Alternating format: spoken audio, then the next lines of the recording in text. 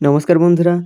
সকাল সকাল বেরিয়ে পড়লাম বাইক নিয়ে রামপুরহাটের উদ্দেশ্যে। রামপুরহাট থেকে ট্রেন ধরে একদম পশ্চিম মেদিনীপুরের বাখরাবাদে গিয়ে উঠি বন্ধুর বাড়িতে। সেখান থেকে সকালে গিয়ে কাজের দিকে রওনা হয়ে গেলাম। তারপর প্রথমেই দেখছি আমি চক দিয়ে আমি আউটলাইন করে নিচ্ছি পুরো। তারপর আউটলাইন করার পর আমরা দুজন মিলে কালারগুলো ফিল আপ করতে থাকি।